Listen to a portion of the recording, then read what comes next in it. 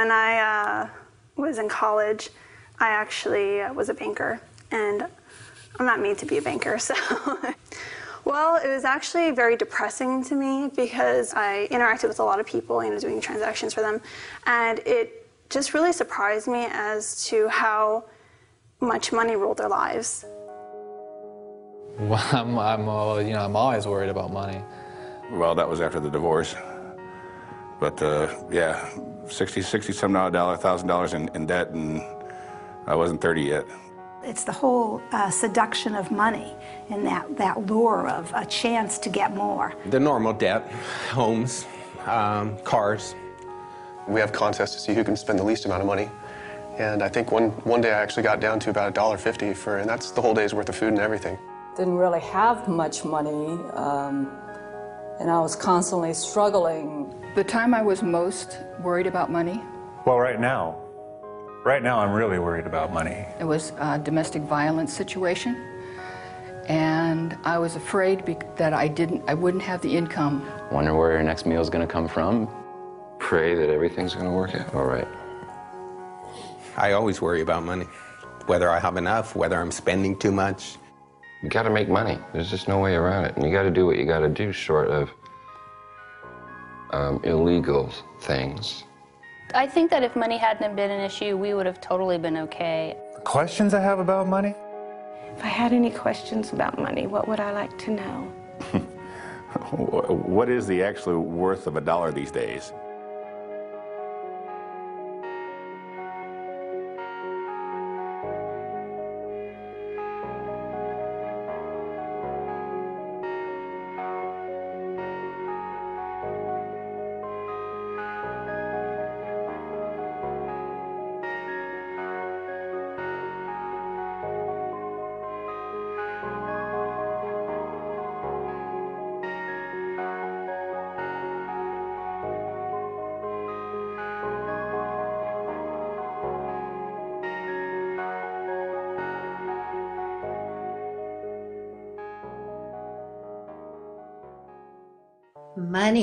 Money is the source of much anxiety, much confusion, a great deal of suffering. Money makes the world go round. That's the one that everybody knows. Money is a tool to help people live a better quality of life. But somehow it's become the all in all. People think that money is life in itself. The standard view is that if you get richer, you get better off and you're happier. Well, it turns out not to be true. People's absolute standard of living, once they're above poverty, is pretty weakly related to happiness. I'm going to make a rough claim that about 95% of family feuds, problems, breakdowns, are about money. And I'm probably conservative. In America, to have $1 million means that you're successful. I mean, but what does that really mean? Why is that?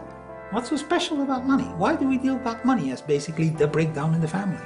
Why is it so frequent? Our relationship with money is so troubled and so upsetting, and it is not just for people who are trying to make ends meet or who feel marginalized, but even our global billionaires are completely freaked out about money all the time. So having more money doesn't really resolve these problems we have around money. Understanding the dollar. That means more than knowing what a dollar bill looks like or what a silver dollar is. For the first time, essentially the entire world, willing or not, subscribes to the same set of economic rules. The money system went global, and it began to disorder every local ecosystem and every local social system on the planet. At the bottom of all the rules is the rule that making money is always more important than anything else. We've made money more important than human life, more important than the natural world, more important than God or spirit. And on that really bed of lies, our relationship with money is resting.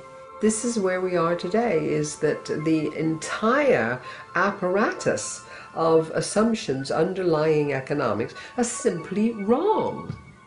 So, why do we allow societies to be run with this malfunctioning source code? Part of the difficulty is that very few people think about what money is, where it comes from, how it is created, and how it is controlled. Well, remember, there has been 150 years of very intense propaganda and indoctrination to try to drive these ideas out of people's heads. If we could unpack all of this mystification, we probably find that economics was made so complicated in order to mystify people, you know, so they could not really figure it all out. If everybody knew the full facts about how money is issued, how it's put into circulation, who is issuing it, how they have power and control over the economy and over individuals' lives, I think there'd be a lot of very unhappy people around. It's often been said that money moves the world, or money is the engine of the world, or money makes the world go round, but in more accuracy, money stops the world from going. I'm afraid that's more than I care to spend. Money doesn't facilitate. In its current form, it inhibits transaction and trading. Money is the one thing that is required for economic exchange. It is the Khyber Pass, if you will. It's the channel through which every transaction must go in order to be completed. We live today by exchanging goods and services with one another, and money is the medium that we use to do that. So money actually becomes the controlling element in economics. Those who control money control everything. Out of the simple barter of primitive people, spearheads became one of the first articles used as money. Shells have also served as money. Wampum was used by the American Indians. And hundreds of other articles have been money to various people at various times. Money is not a creature of the state. It didn't require any king or prince to invent money. Rather, money and monetary trade were products of spontaneous order. Well, put yourself in a barter situation where you come to market with some good and try to trade it directly for the good you want to go home and consume. So if you come to market with asparagus and you want to go home with plaid shirts, you have to find somebody who is not only selling plaid shirts but wants to be paid in asparagus. But of course, the problem is you often can't find a trading partner who has the goods you want and wants the goods you have. An alternative is to think, well, what does this guy selling plaid shirts want? So what people do is they consider trading not necessarily for what they ultimately desire, but for other intermediate goods that they think may be more readily traded for what they ultimately desire.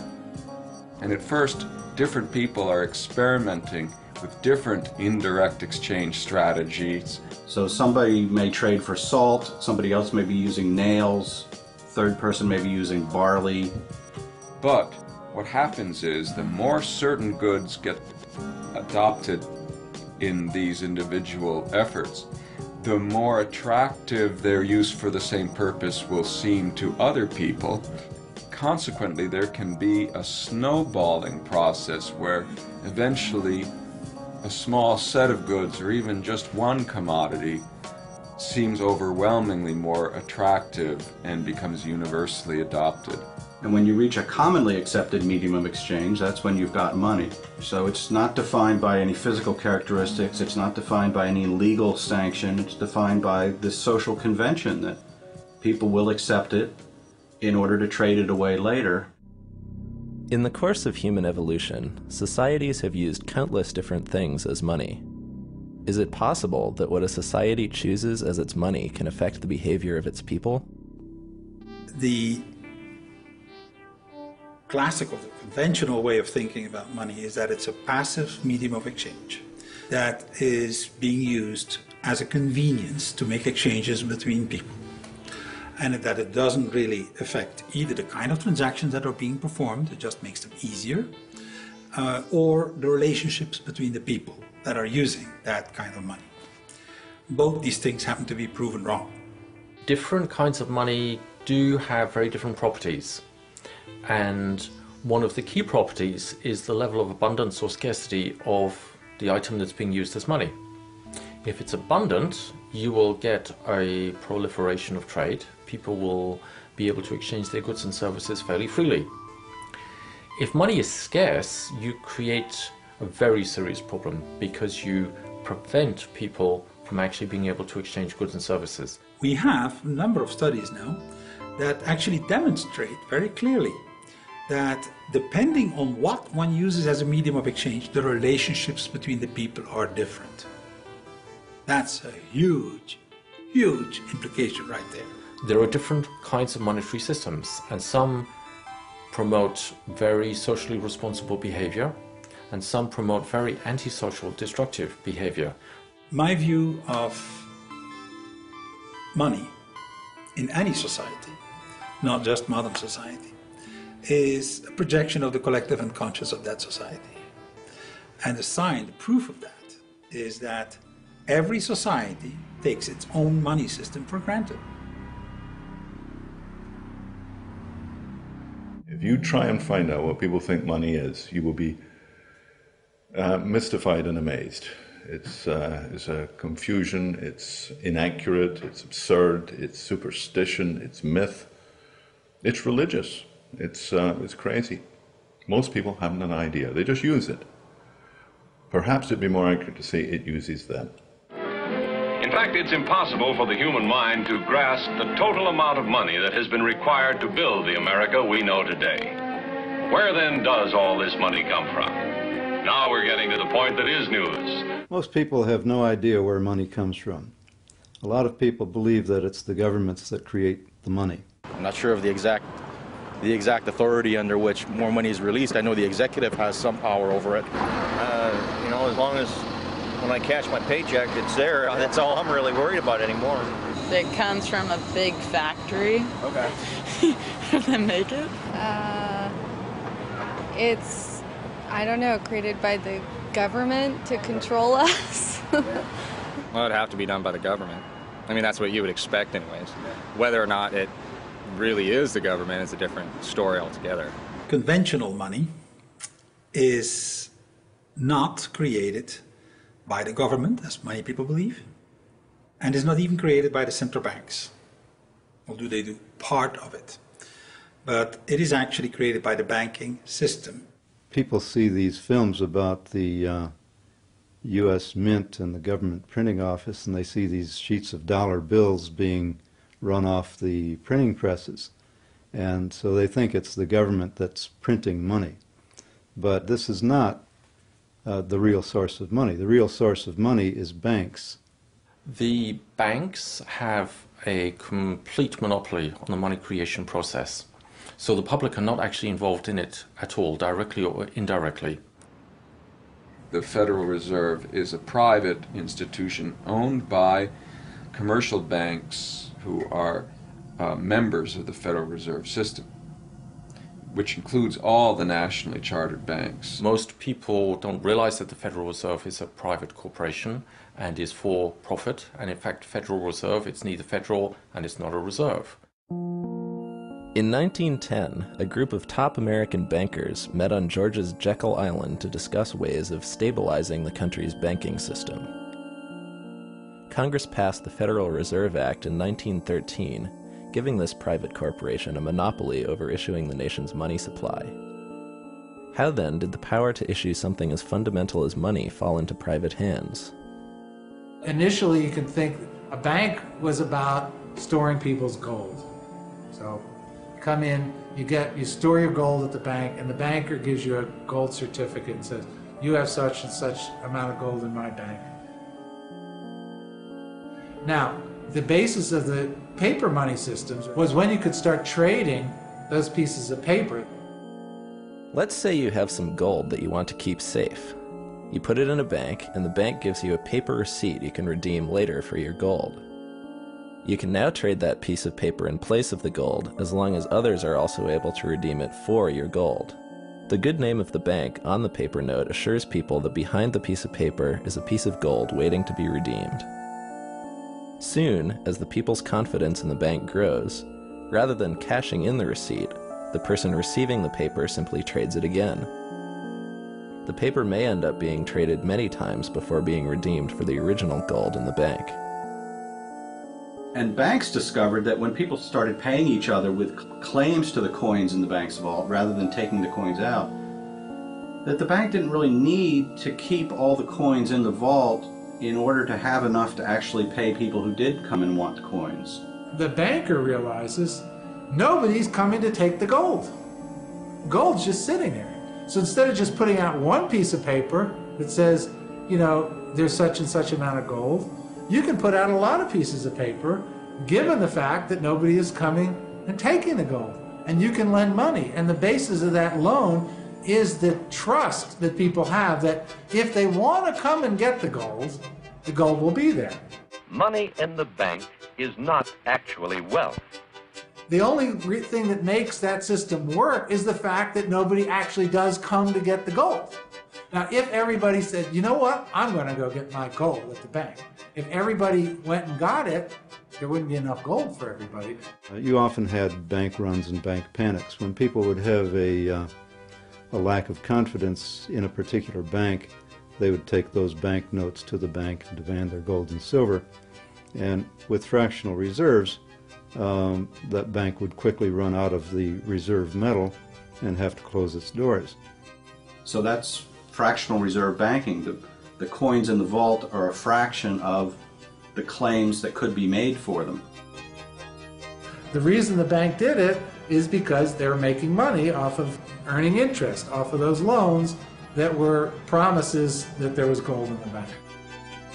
As people's confidence in the bank and its receipts continues to grow, banks soon discover an unexpected way to earn profit. A bank can print a receipt for gold that does not even exist. They can then loan that receipt to someone on the condition that they pay it back with interest. While the bank takes a risk by having less gold than the outstanding receipts, there is an almost unlimited potential to make profit off charging interest on loaning gold it does not even have. If people catch on that there isn't enough gold to redeem their receipts, they will all go to the bank at once to get their gold. If this happens, there will be a bank run. The bank will fail because it is caught without enough gold to back up its receipts. In 1934, in an attempt to prevent further bank failures, a series of banking reforms slowly took away people's ability to trade their paper money in for gold or silver. In 1971, Richard Nixon removed the last vestiges of this convertibility. Today, our money can no longer be redeemed for gold or silver. Now we've gone beyond that to what I think of as an even more postmodern reality, which is we don't even see the money anymore. We don't hold it in our hands. We take a piece of plastic to the supermarket, buy groceries, and run it through a machine which registers it in our account book somewhere. The seller doesn't see it either, right? And at the end of the day, they balance accounts, and some numbers have been added to the supermarkets and taken out of ours account. Most of the assets that we call money are not printed dollar bills. In fact, that currency is a very small proportion of the total amount of money. Most of what we call money are bank accounts. In the same way that banks used to issue more paper money than they had gold, today banks issue more bank account money than they have cash reserves. It is these bank account balances that make up about 97% of what we think of as money. If a landlord wants to know how much money you have before you sign a lease, you would show them an account balance and not a suitcase full of cash.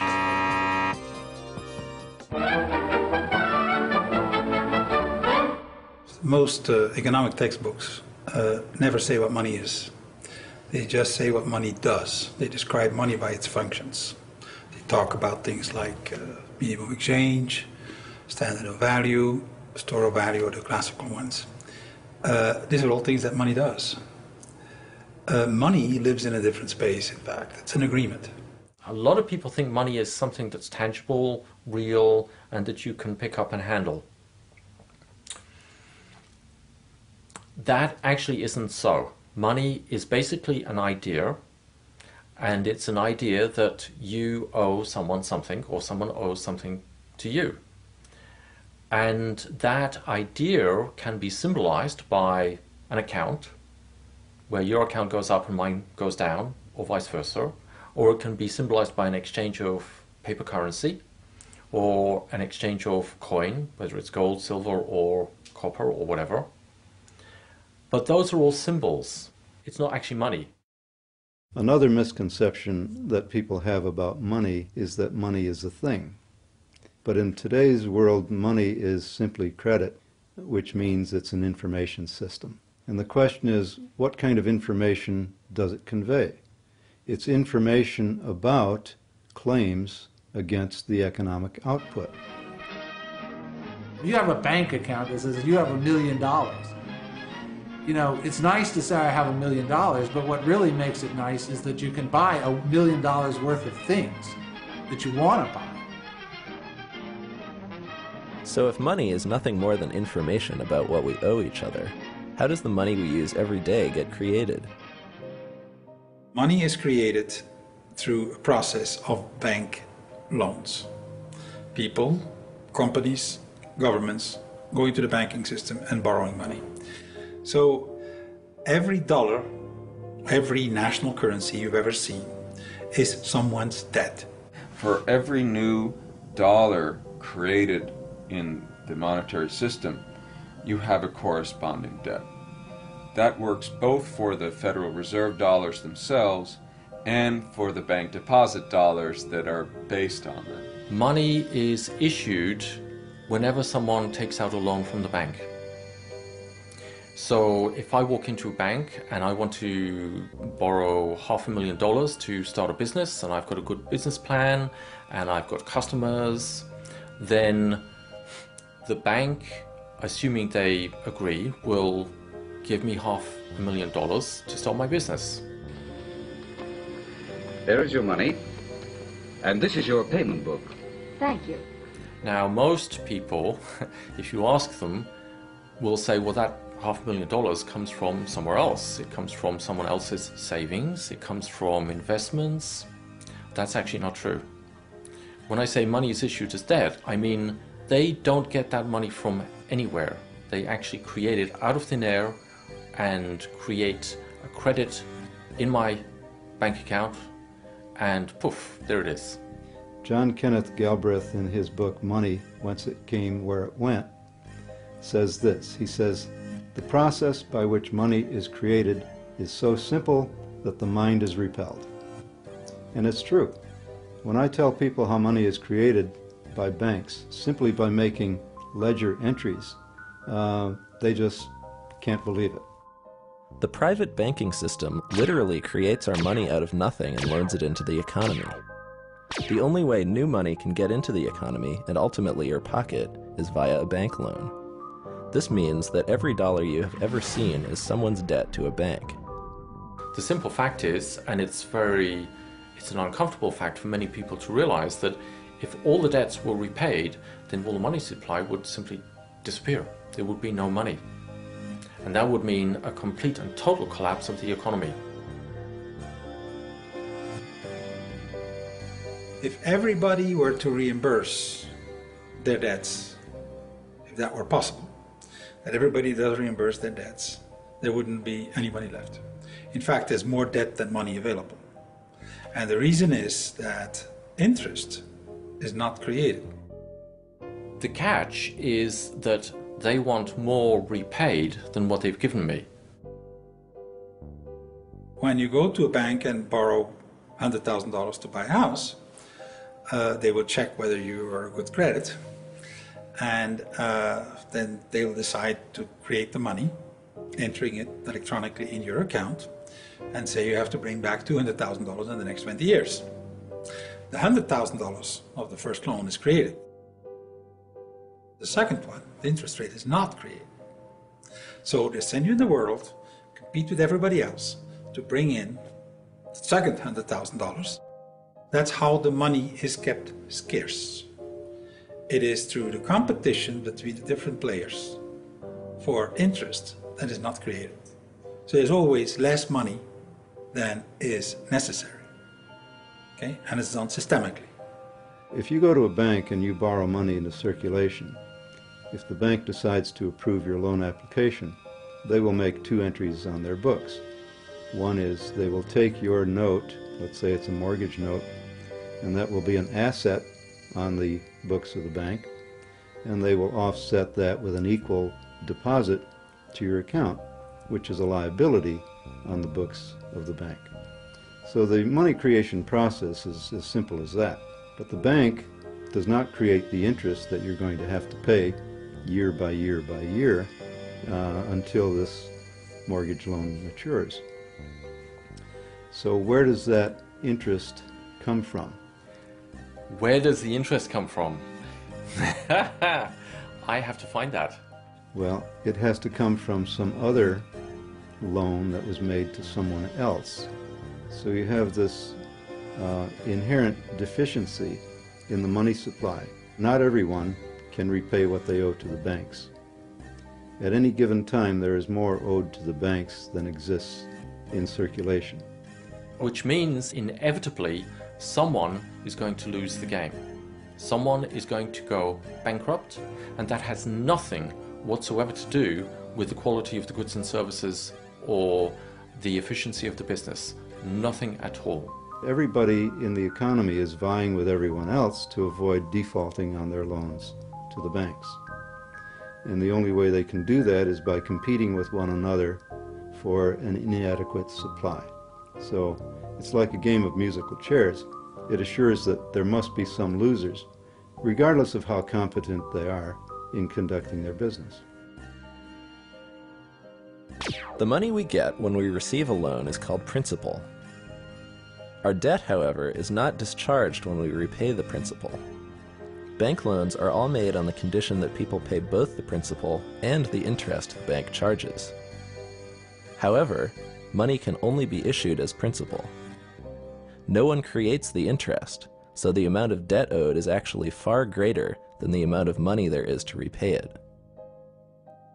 When a dollar is loaned into the economy, it begins a loop.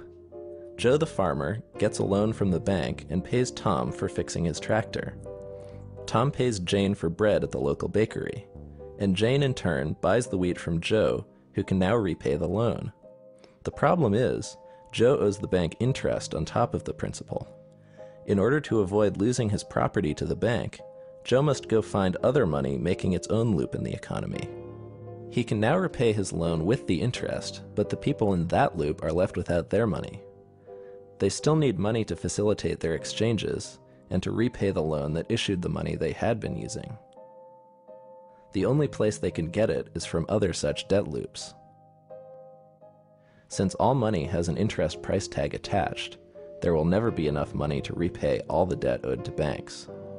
Therefore, some people will always have to go bankrupt or have their property repossessed by the bank.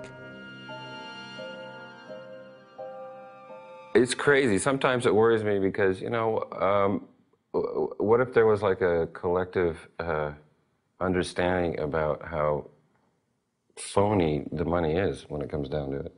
What would people do? You know, would they riot in the streets?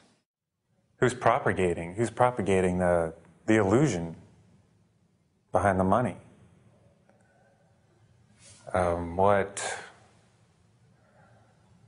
That just pisses me off, actually.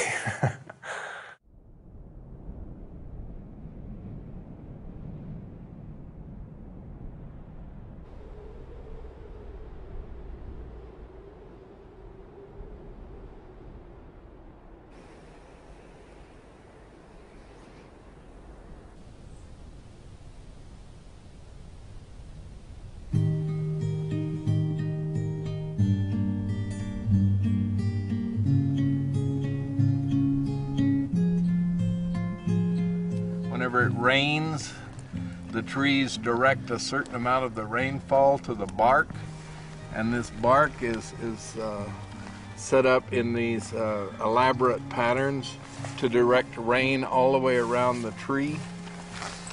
Wow, really? Yep. And in these crevices where bugs and ants and other critters live, you get a lot of exoskeletons that are shed in here. That then is dissolved by the rainwater. It runs down and it carries the phosphate from the bugs and the manure of bugs down into this. All of this organic material at the base here is what feeds the tree. So it's like a constant recycling of the material of life back into life. Well, I don't think economics are related only to humans at all. It's very easy to see nature as an economy. Nature creates value constantly for the benefit of all its membership, and that's what I think economics are really all about. Here you have a kind of banking of resources, you know, that every element in this forest contributes to. So it's more like a community of contributors, and you take what you need as you need it. So, you know, there's like a bank, like at the bottom of that fir tree, there's this bank of resources, and it's available to the tree, it's available to fungi, to the earthworm, to termites, to whatever comes along and needs it. And each time someone takes something, they generally contribute something.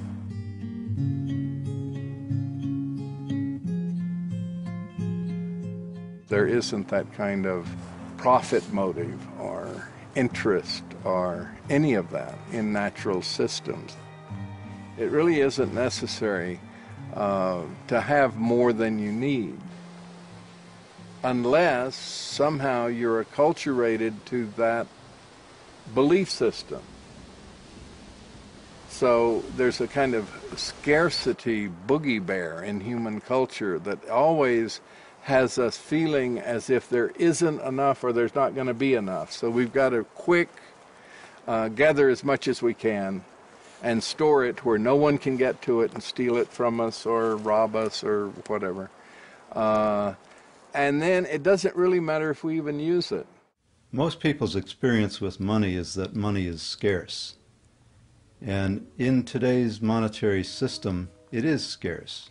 These cultural lies on which our relationship with money rests and is rooted is really governed almost completely by the most insidious and tragic lie, which I believe is the lie of scarcity.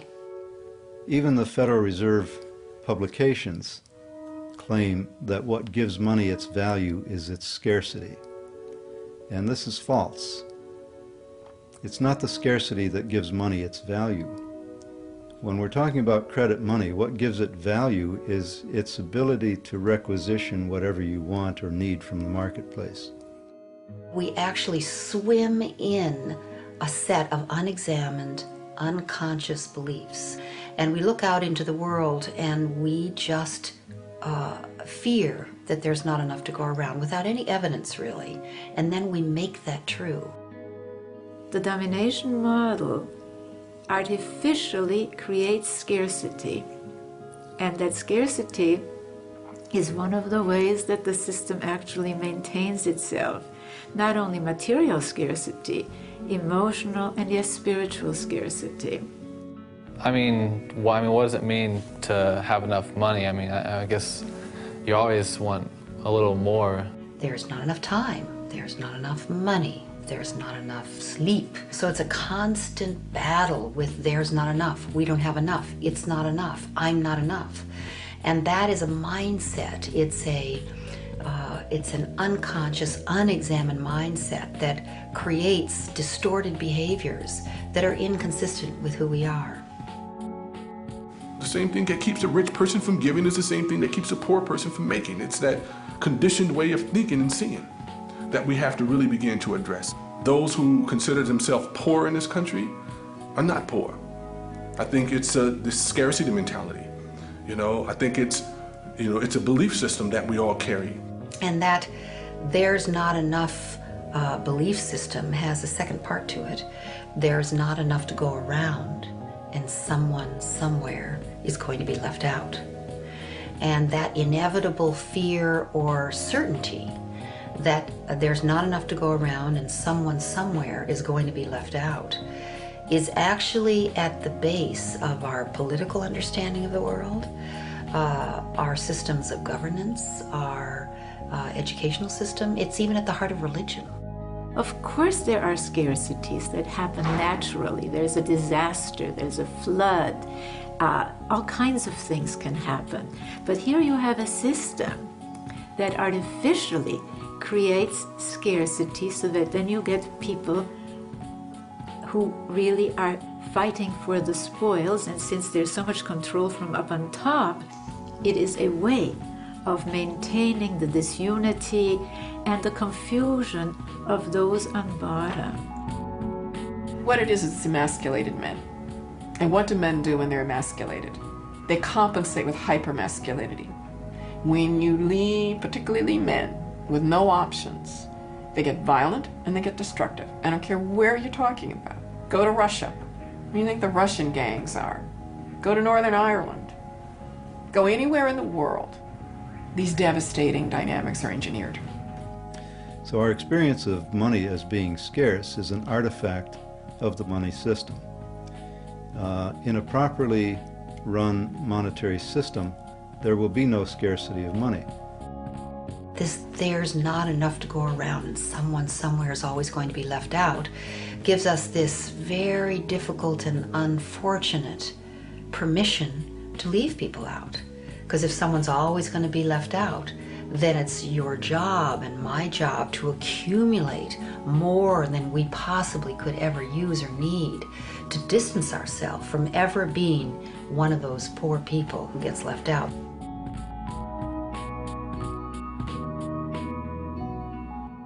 At the point of view of the corporation, getting more and more and more, that is driven in part by greed, in part by the dynamic of trying to get profits, capitalism, but it's also driven by fear.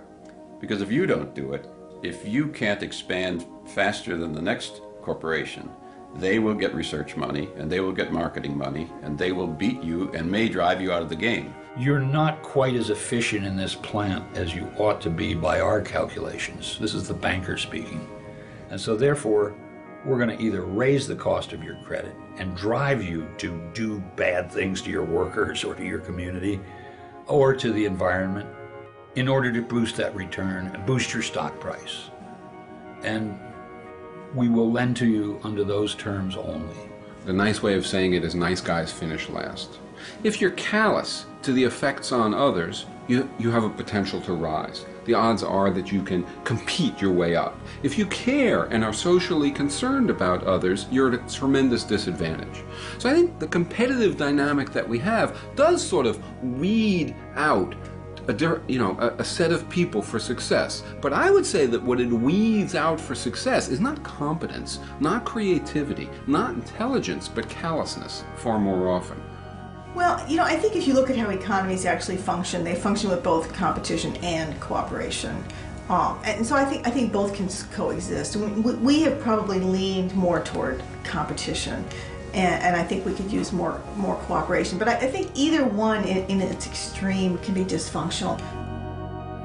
Competition does have its place in urging us to our highest level of performance and fulfillment. But health is dependent on cooperation. We don't have the liver competing with the heart for blood and for nutrients. There is this inherent cooperation that leads to the health of the entire entity.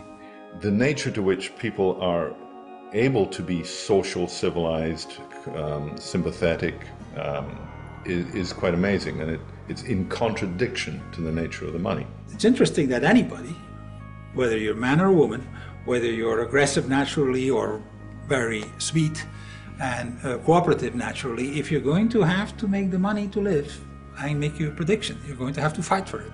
You're going to have to compete for it. Is that in nature out there? Is that the world is that way? Or is it the money system that's between us and the world that is that way?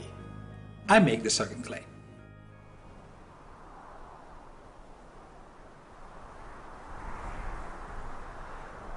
A lot of diversity here.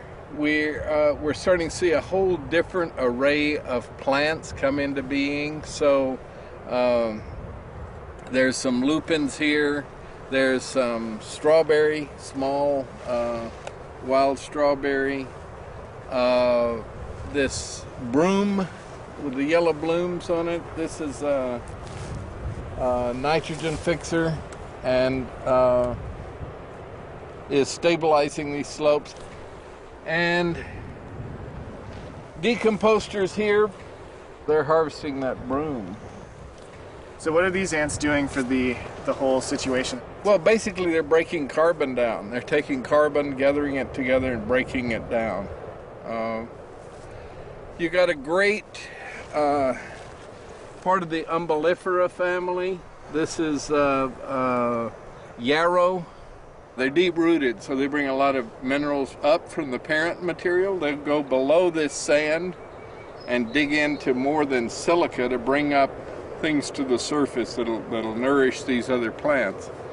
So you've got a lot of complexity here. A lot of plants cooperating with each other to try and create an ecosystem that stabilizes this shifting sand surface here. Ecosystems are based much more on cooperation than they are on competition. We tend to deify cutthroat competition. And there is some competition in nature, but there's much more cooperation. Species move from competition to cooperation because they discover the economic value of cooperating. It is cheaper, more efficient. All you have to do is look at our Pentagon budget and see that a tiny fraction of it would really develop countries that we've been leveling instead.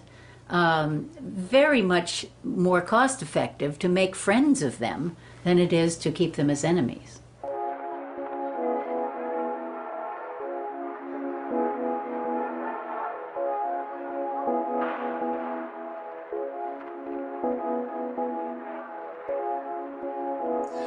We have 8 billion people on the planet.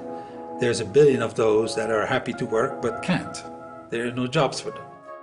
Some would argue that these people are unemployed because they lack skills or because they don't want to work.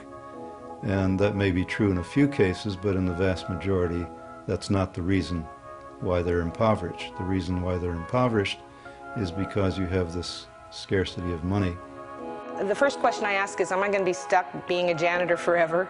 And they were like, oh no, there's all kinds of chance for advancement. You could go to calling. We've got data entry. You've got all kinds of computer skills. And then 4 months passed and I addressed it again and got a different story. It was like I had no value. My self-esteem was going down because I can do more than just clean bingo tables and clean toilets. If you have an economy which is generating only a limited number of good jobs, are you surprised that parents feel it's really important to teach their kids how to compete on every level? They want their kids to get those jobs. You know, another kind of response would be to get together and say, hey, wait a second, there's a problem with the structure here. But, you know, we have a very individualistic response to the problem. At the time of the Civil War in the United States, which is a very interesting turning point, midway in the Industrial Revolution, industrial rebuilding of the United States, slavery in the South was obviously condemned, but the counter-argument was something they called wage slavery. And what did that mean? It meant that you had no protection. You could be fired at will without a job. You could be thrown out on the street, and you were a wage slave was the term. The 13th Amendment, which says you cannot treat a human being as a commodity for buying and selling. And the new economics is you can no longer buy or sell labor, but you can rent it. So the wage is you're renting somebody. The word job was invented in the industrial age in England. It didn't exist before. And it describes a pile of things that one does for money.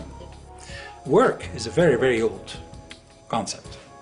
And work is something you do because you're passionate about, or because you're good at it, or because that's what you love doing. A job is specifically something you do for pay. Pay in national money, to be precise. Tell me, why are you interested in this job? I need a steady job, Mr. Wiley, with a chance to go places.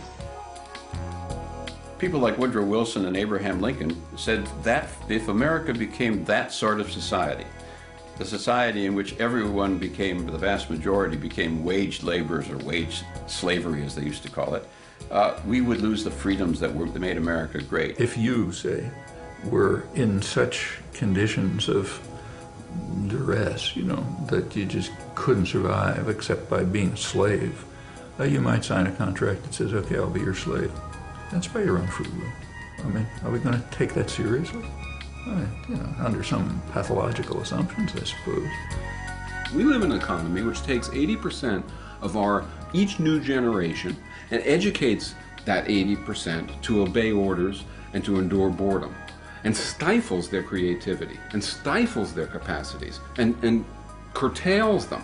They are systematically crushed by a system which does what? Which fills slots.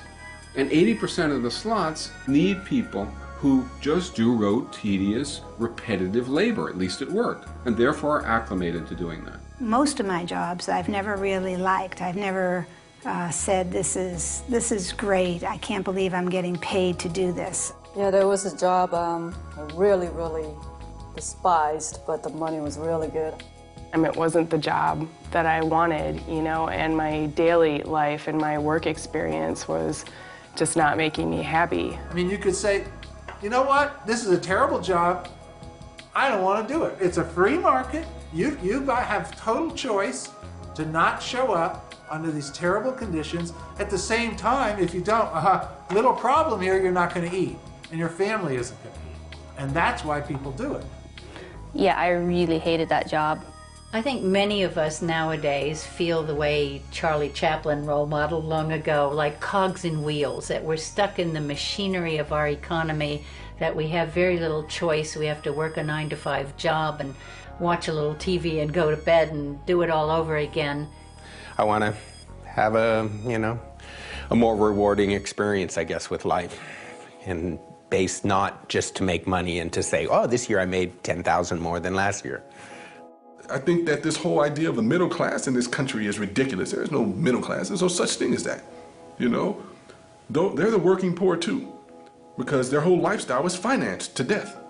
They have the big, beautiful house, the 2 lovely cars. They're putting their kids through college. But if they get fired from their job, all of that stuff is over. I've always been kind of a cynical person, so I guess to me, doing jobs to just support yourself is just pretty much what life is about.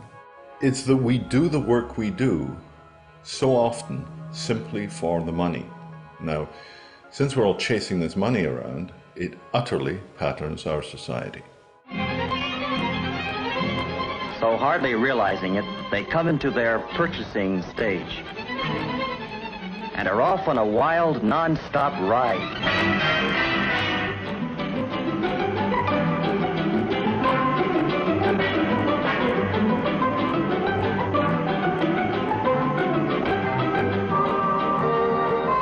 A happy-go-spending world, reflected in the windows of the suburban shopping centers where they go to buy.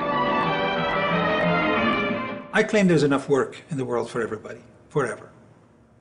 But if you start to have to pay for it with national money that's scarce, that's making it work into a job, that is going to be another question, because someone has to borrow that money in order to pay you.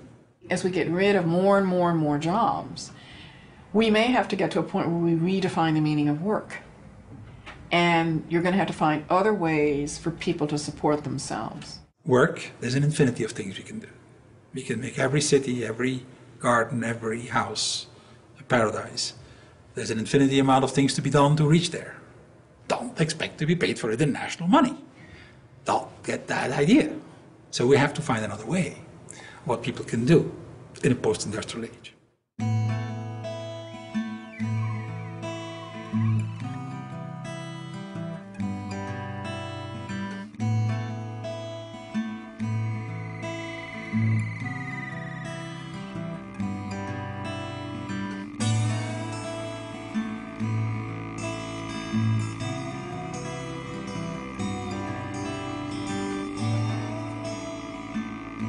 One of the things about local currency, I think that a lot of people are embracing it because they're starting to understand more about our federal economic system. Federal reserve notes don't necessarily serve the best interest of local communities, and local currency can help tip the scales back into that mindset. For some people, if they have river hours and they don't have federal money, we felt like, well, that's fine, we will take them. And it works for us because we have employees here who are willing to be paid in river hours. My name is Mark England, and I'm a registered nurse, and I'm the Director of Clinical Services here at La Clinica. We're not a free clinic, we expect payment, but we also work with people because we understand that people also need to buy food and shelter and other things to keep themselves alive as well. We don't seek to replace federal money in our communities at all. We are hoping to facilitate more exchange beyond what's possible with federal dollars. It's another kind of faith and another kind of currency, and it's faith in your neighbors, it's faith in local business, it's faith in your region and what it can offer you, and that there is true wealth there to be had.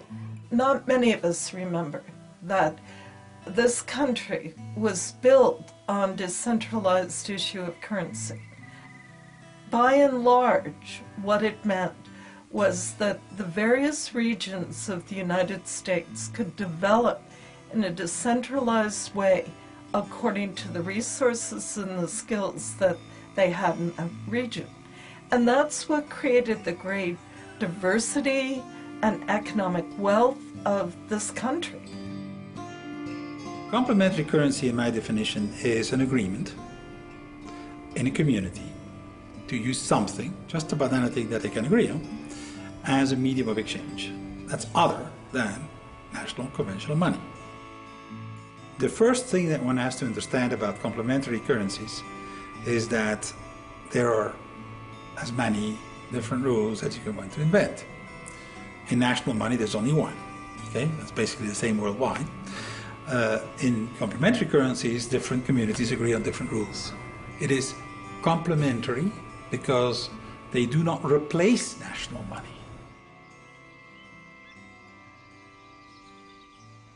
A local currency is something that is issued at the time that it's backed by goods and services in our community. And when people advertise in the River Hours Trade Directory, they actually sign a commitment that says that they are backing in whole or in part that currency with their goods or services that they're offering, and that they're also agreeing to accept in whole or part some local currency. So when you get River Hours, it's backed by people in your community, and that's tangible. Local currency is a way of encouraging people, inducing people to spend locally. And it's also a way to help people to support one another in the local economy when they maybe do not have any money. It's been probably a third to half of my income. Whether it was working for people or just the advertising in the directory and getting my name out, or word of mouth has been huge. Their offerings, their inventory, the money often hits their cash register and then heads straight out of town to the central office in Ohio or wherever. River Hours is hopelessly and happily bound to our community. That value always remains here, and I think people understand that. Alan Watts in the 50s wrote a critique of the Depression where he said, look, the economy went flat because everybody found there was no money.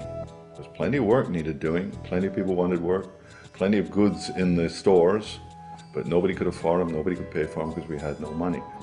And he said this was like going to build a building.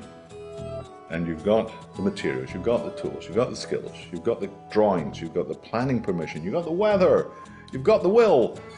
No inches. Damn. We had a bunch of inches, but then big project on the other side of town, they're using all the inches. We don't have any inches because all the inches went over there. I guess we're out of work. Well, that's exactly what we do with money. That's my clearest realization, is that there is plenty of work that needs to be done in this valley. And there are all kinds of people who need work to make ends meet. They need work. They could contribute to the community. There's all kinds of things to do. So we have the work that needs to be done. We have the workers. What is it that's missing? You know, pieces of paper that say, I'll do this for, you know, in exchange for other goods. People are short of and hungry for a tangible way to just plug into a sense of community. And that feeling, that attitude, I believe, is accomplished transactionally through using this currency system.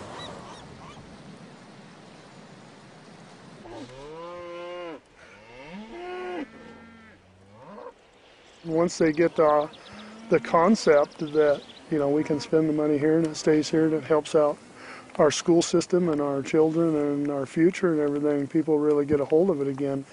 And the river hours and all that, that's all stuff that we need to keep working hard at. I think it's exciting. I think River Hours isn't going anywhere. You know, I think it's only going to continue to bring people together and to get people talking. I'd like to say right now that it's a huge economic impact, but that's not the biggest impact of River Hours at this point.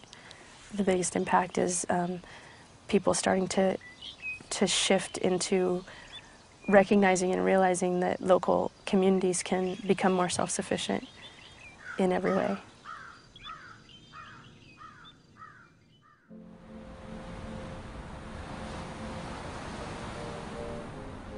And the soil here is interesting because now, you know, this is all dune stuff, but now we've got this humus building up, holding the sand together. You can still see the sand grains in there.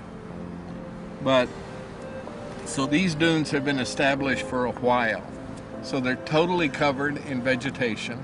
Everything has reached a certain amount of stability. All of these plants combined are sharing the rhizosphere with each other. Their roots are intertwined, and they're contributing different things. These plants root associate either with, probably here it's a fungus, that can actually take nitrogen out of the atmosphere and fix it on their roots. Can actually fix it so that the pine tree can get it. The pine tree in exchange will, through photosynthesis, create sugars and send it down and feed that to the fungus.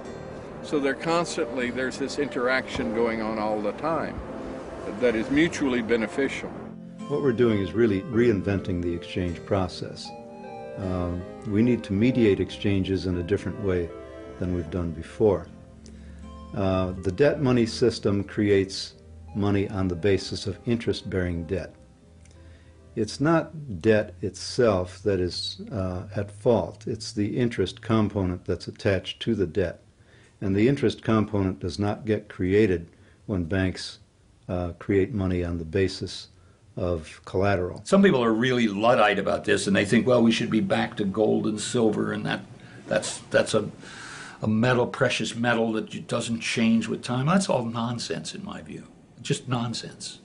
And a lot of earnest, good people devote their lives to trying to prove that somehow the world is going to hell because we have this symbolic money rather than the real thing. I would say don't waste your brain cells on that subject. It doesn't lead anywhere, and it's actually quite reactionary if you think about it.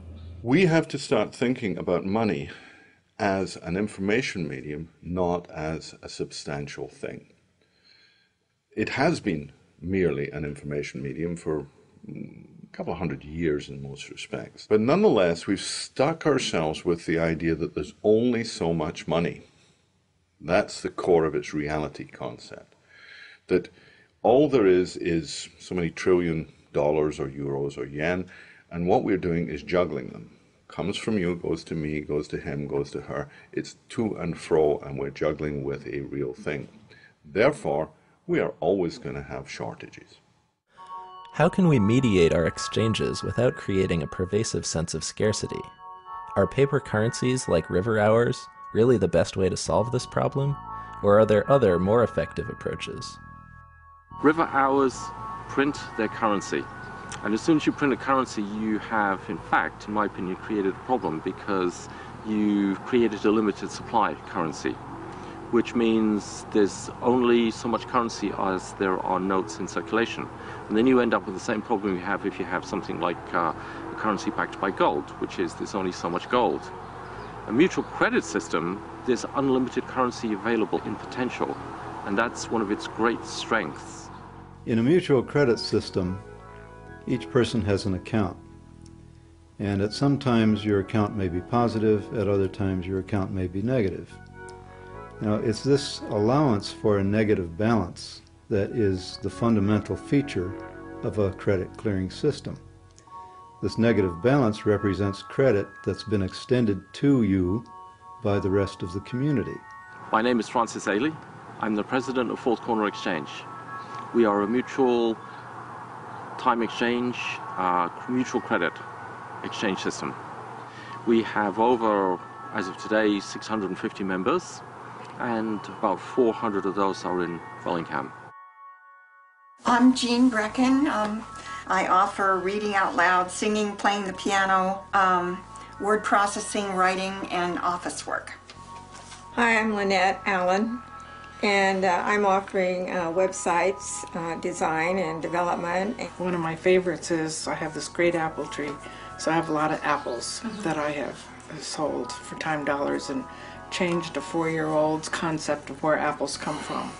And don't come from the store, they come from a tree, and Grandma was very happy that he learned that. In a case of mutual credit systems, the rule is, the game is, I do something for you, I get a credit, you have a debit. The sum of our two is 0. So, in other words, net, we've done nothing. But I have a credit and you have a debit. I, as a seller, may allocate to you some good or service that you need at the time. I get a credit to my account, you get a debit to your account. Your debit means that you owe something to the community of traders in our credit clearing circle. My credit balance means that the circle owes something to me. I've really been enjoying a lot of things. Chicken soup from my friend Mary Stanton. I buy the chickens and she makes the soup. It's wonderful. When, with my credits, I can go and get the cookies of my neighbor, and you can work in her garden to pay for your debit. We've created a currency between the 4 of us. Try that to do with dollars. It doesn't work that way, does it? I need to go and borrow it, or I need to earn it, competing with everybody else to get it. Okay? In this game, we created ourselves. In a mutual credit system, everyone has an account. This account can go positive and it can go negative. When Bob repairs Andrew's hotel, Bob receives a credit and Andrew receives a debit. Bob can then use that credit to buy catering from Christine. Andrew works off his debit by providing lodging for Daniel. When Daniel does dental work for Christine, the credit and debit are cleared. No hard cash was needed, and everyone gained something in the transaction. It's like this network. It provides more security for me, just knowing that I'm part of Fourth Corner Exchange. And for instance, during the winter, part of my fence blew down in a storm, and I was able to find somebody, a carpenter, who came up all the way from Mount Vernon and put that fence up for me within a few days. Over the long run, we expect that each person is going to put in as much as they take out and take out as much as they put in. But we allow these temporary imbalances in order to facilitate this exchange process. This is the fundamental function of money.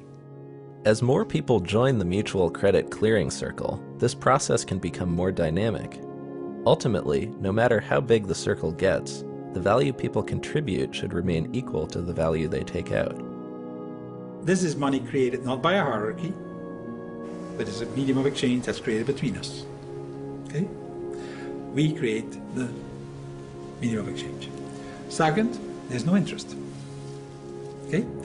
Third, it's not scarce. When you start trading in fourth corner exchange, many people talk about experiencing shift in consciousness. There's not a scarcity of that currency, so there's much less competition. So you end up with a completely different experience, and people talk about how cooperative, supportive. People are really concerned about your well-being. So the primary distinction between money that is tight, scarce, limited, comes from them, and money that is free, available, sufficient, and comes from us, is that with one, we are in fear and greed and competition, and with the other, we behave like sensible human beings. We are more generous, we're more comfortable, we're more giving, we're more willing to receive. It's made me a lot more willing to share my home, open up my space. I'm not as afraid of people as I once was. I think that this organization has the potential of making things really livable as time gets harder in the future, not only in terms of the goods and services, but in terms of the connections in the community. Community needs to become our safety net, I believe, the way the economy is going. You know, I only thought that everything I did, I'd have to, you know, pay out of my pocket for some way. So now I realize I have these options. So I kind of see it as a relationship-based consumption. There are literally thousands of grassroots, person-to-person networks like Fourth Corner Exchange all over the world. However, the concept of mutual credit is not limited to the grassroots. Mutual credit has also been successfully applied in mainstream business. The commercial barter industry now oversees $30 billion a year in trade. 240,000 businesses in the U.S. alone participate in a barter system. These networks use mutual credit to help businesses make better use of their capacity while saving on their cash expenditures. Well, my name's Dave Wallach. Been involved in the commercial barter business as a member since 1972. I started my own enterprise in 1979. A company called American Trade Association here in the Bay Area. Well, it's actually a process. It's a business process. Simply put, it makes saleable what is unsold, wasted, and ignored in our economy. But in my opinion, there's always an empty table in a restaurant, just like there's always an empty room in a hotel, so you need to fill it. And if you fill it by trade, I look at it just like, you know, it was cash, because you're going to order a nice dinner, a nice bottle of wine, and I'm going to spend that. Just that, you know, if it was a good ad somewhere or a taxi top or whatever it was. John's Grill became famous when it was a setting in the novel by Dashiell Hammett, which was The Maltese Falcon. So John's Grill has been in business since 1908.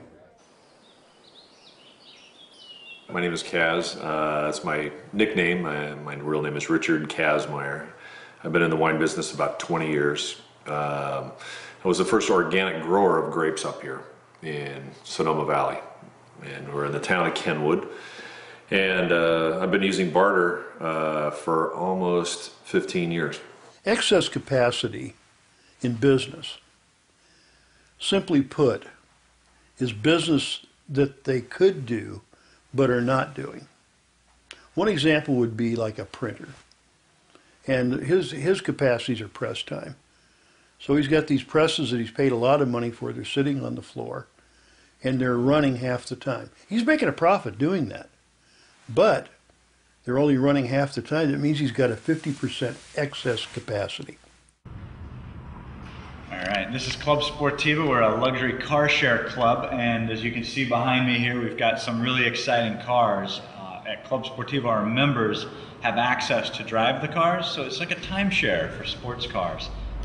Mario Andretti, the famous Formula One race car driver, is a member of Club Sportiva. Dick Gordon is an Apollo 12 astronaut. He's another member who's been on board since 2003 or 2004. So we've joined BizExchange about roughly 2 years ago, and it was really quickly a good fit for the club. and it was kind of an easy decision to join. And I know for our first year we were a very big client for them because a lot of their members found our services to be a good fit, and we did a lot of marketing and advertising through their company, as well as some catering through their clients.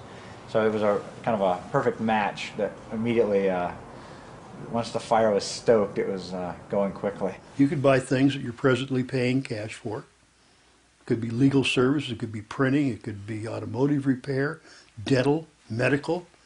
Thousands of different items are represented. So it makes sense that if they could exchange that excess capacity for goods and services they're paying cash for, that they would make a profit doing that.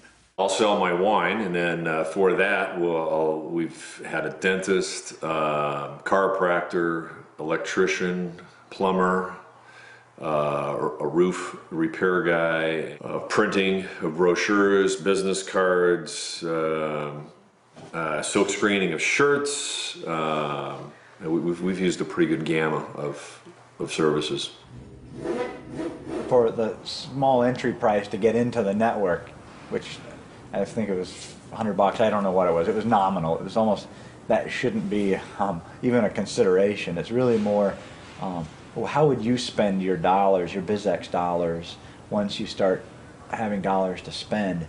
And if it's on things you either would spend otherwise anyway, or on things you'd like to spend on but you haven't, it should be a no-brainer.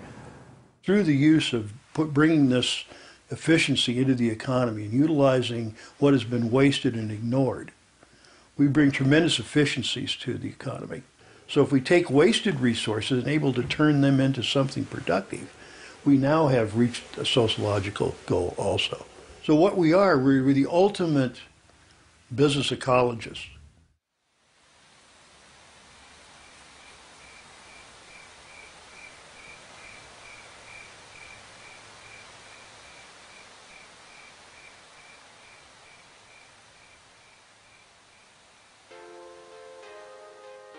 You can't even begin to talk about how do we think like an ecosystem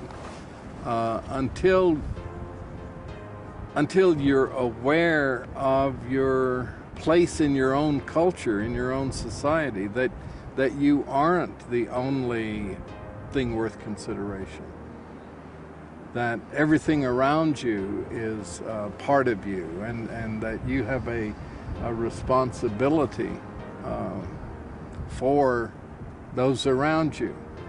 And in order to be aware of your place, you have to look at the place and understand the place, right? And it's, Earth, planet Earth. There is without a doubt a mega crisis that we're facing in the coming years. And the big elephant in the living room is the money problem. And unfortunately, most people who are active in the sustainability movement and the environmental movement don't understand the nature of this problem. And we're not going to make any significant headway with sustainability or restoration of the environment until we solve the money problem.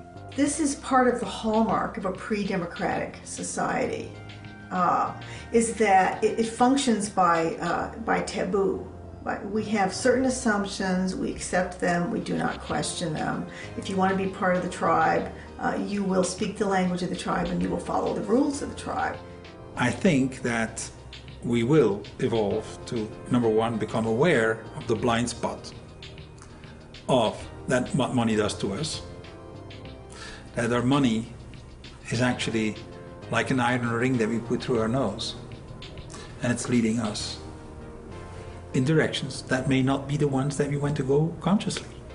It is like the playing cards. It is something that maybe we all kind of know in the back of our minds that it might be like that. It's just one of those things that you know, but you don't really want to know. Most people, most of us get up in the morning for things other than just money. We care about things like family and, if you will, betterment, development as whole human beings. People are not fools forever. And I think we're going to see very strong reaction to this as the pain grows and as the difficulties grow. And that's the time to begin building serious ideas about where we go for the future.